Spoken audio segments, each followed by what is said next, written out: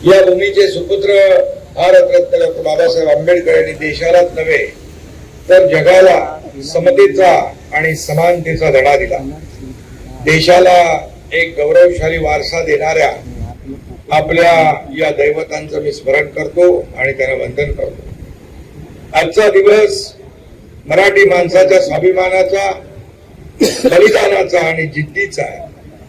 स्वर्गीय यशवंतराव चव्हाण यांनी आजच्या दिवशी महाराष्ट्राचा मंगल कलश आणला. महाराष्ट्राच्या पवित्र भूमीला आजच्याच दिवशी अधिकृतरित्या महाराष्ट्राचं नाव मिळालं. एस.एम. जोशी, आचार्य अत्रे, केशवराव जेजे, सेनापती बापट, नाना पाटील, श्रीपाद, अमृत डांगे, लोकशाहीर अण्णाभाऊ साठे असे अनेक त्यांच्या लढ्यातून आणि संघर्षातून महाराष्ट्राची निर्मिती झाली. सर्व महापुरुषांनी माझा आदरपूर्वक प्रणाम.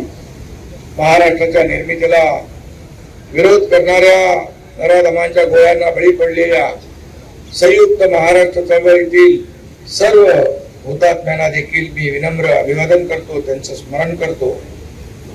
आज आंतरराष्ट्रीय कामगार दिन देखील आहे. महाराष्ट्राच्या आणि देशाच्या उभारणीमध्ये कामगारांचं बहुमोल योगदान आहे. जिथे कष्टाला मान आहे तिथेच महाराष्ट्र महान आहे. ज्यांच्या घामातून हा महाराष्ट्र उभा झाला त्या लाडक्या कामगार बांधवांनाही कोटी कोटी शुभेच्छा देतो. आजच्या उत्कृष्ट जे काही संचलन होत आहे या सोहळ्यामध्ये सहभागी झालेल्या सर्व दलांच्या जवानांचं मी अभिनंदन करतो. आज आपल्याला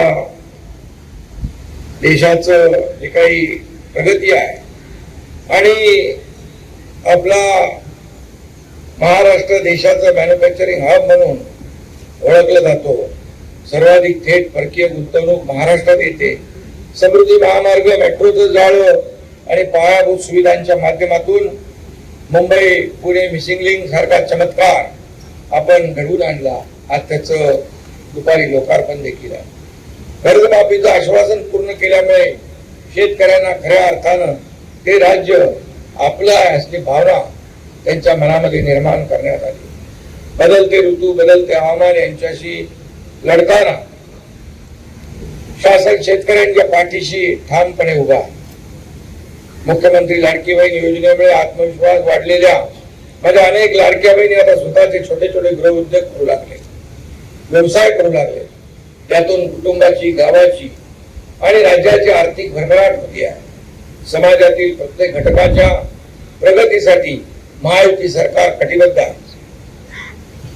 त्यामुळे आपण पाहिलं गेल्या अनेक निवडणुकांमध्ये महाराष्ट्रातली जनता महायुतीच्या पाठीशी उभी राहिली आणि आज आपण या ठिकाणी आपला आजचा विकास जर जो आहे तो कायम राहिला तर पुढील 2 ते 3 वर्षात आपण UAE आणि सिंगापूरच्या अर्थव्यवस्थेला देखील मागे टाकू शकतो. आपण देशातील पहिली $1 ट्रिलियन ची अर्थव्यवस्था महाराष्ट्राचीच होईल असा ठाम विश्वास देखील या ठिकाणी व्यक्त करतो. परंतु एखादं राज्य म्हणजे काही केवळ आर्थिक औद्योगिक प्रगती नव्हे. गेल्या 3.5 वर्षामध्ये महायुतीच्या सरकारने राज्याला सांस्कृतिक दृष्ट्या एक चेहरा दिला. मराठी भाषेचा गौरव वाढवण्याचा, मराठी भाषेला ज्ञानभाषा करण्याचा संकल्प केला. मराठीवर प्रेम करणाऱ्या सगळ्यांची जबाबदारी आता वाढली आहे. छोट्या छोट्या प्रयत्नातून यशाचा महासागर तयार होतो. मराठीचा हा महासागर आपल्याला तयार करायचा आहे. मराठीचा झेंडा 7 समुद्रापलीकडे आपल्याला फडकवायचा आहे. आणि म्हणून पालकमंत्री म्हणून मी दरवर्षी या ठिकाणी ध्वजारोहण करीत असतो.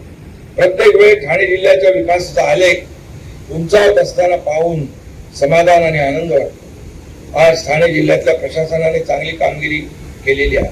150 दिवसाच्या ई-गव्हर्नन्स मध्ये ठाणे जिल्हाधिकारी कार्यालय राज्यात 3रं आलंय.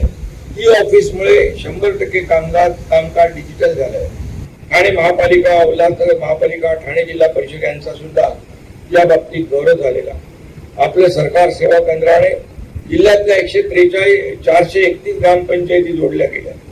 एकूण 1000 पेक्षा अधिक सेवा नागरिकांना दिल्या जात आहेत. आतापर्यंत 5,500 पेक्षा जास्त घरपोच सेवा नागरिकांना मिळालेल्या आहेत. छत्रपती शिवाजी महाराज महाराजा अभियानात 58,000हून अधिक नागरिकांना दाखले व सेवा उपलब्ध करून दिल्या आहेत.